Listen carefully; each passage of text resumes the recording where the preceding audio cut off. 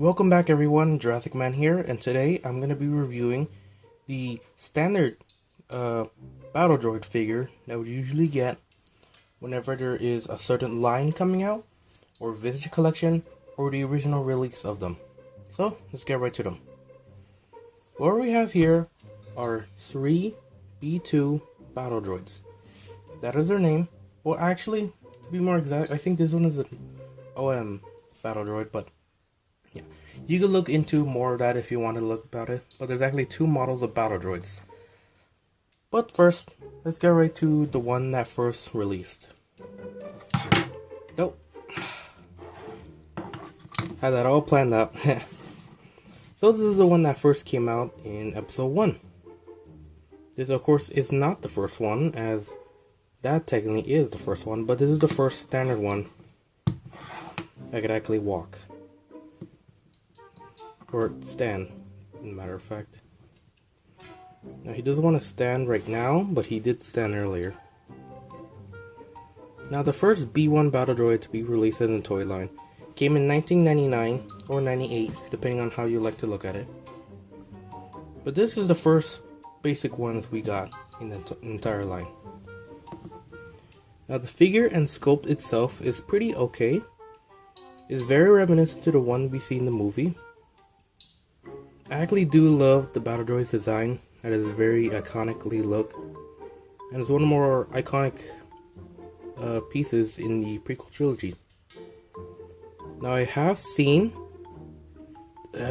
many different Battle Droids designs and voices, and they usually are basically the same. Let me put this back in the stand because he's having a hard time standing at the moment. But as you can see, he stands.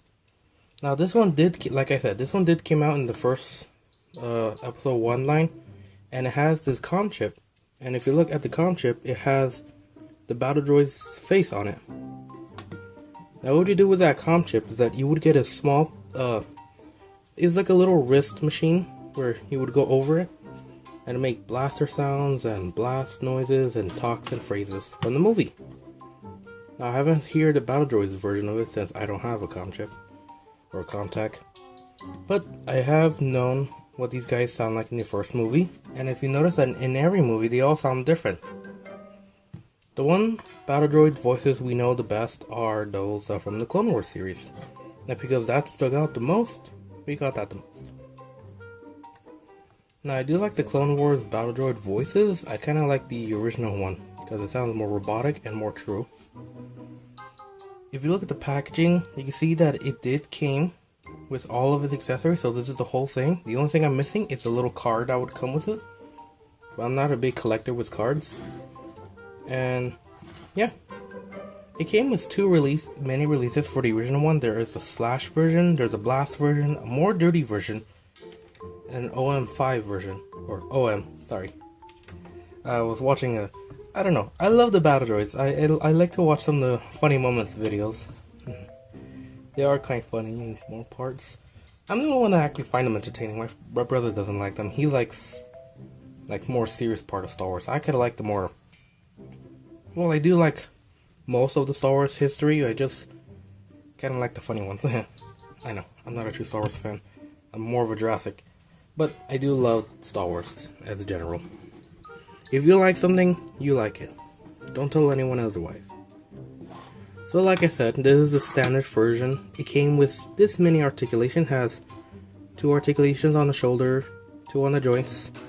No arm or wrist articulation. It does have head articulation, and whenever you move the base of the neck, it moves the hands as well. So that's part of a single axis right there. The head is on a ball joint, which means you could get a good range of movement. However, if you move it too much, it will fall off. However, this one seems to be very more stuck, other than that one. It has 2 on the legs, 2 on the knees, and no true articulation. It does have this, the battle pack, the little backpack they always come with, and it has a small peg hole, and in that peg, you could put in the blaster. So, you could always have it ready. Of course, it won't able to grab the blaster though. That's the problem. And the blaster itself is very iconic. I think they use this many times. This is a new release version. And here's the Clone Wars version. The Clone Wars is a lot smaller, but the figure itself is smaller. And so the blaster is very standard. I don't know the name of it, but I will put the name right here. And that blaster is very iconic with the Battle Droid. I don't think any other faction used this weapon other than the Battle Droids themselves. So there you have it. That's the Episode 1 version. And here's the Episode 3 version. Now the Episode 3 should have a bit more advantages, however this guy has a hard time standing. As you can see, his arms are on the display. He's in fixed position, something I'm not a fan of. His head is on a very big ball joint, and it comes out easily too. Just like before, he has the standard articulations as this guy. However, because of his fixed position, he has a hard time standing. Now, I think this is an OM series, because the OMs are the only ones that have colors, while the B1s are the ones that have no colors. The only different color B1s I can see is the Geonosian versions. But that's about it. Same for the articulation. They could have done a lot of potential for this guy, but they had to make them like this. A position to hold their gun. Because of that, it's hard for them to stand.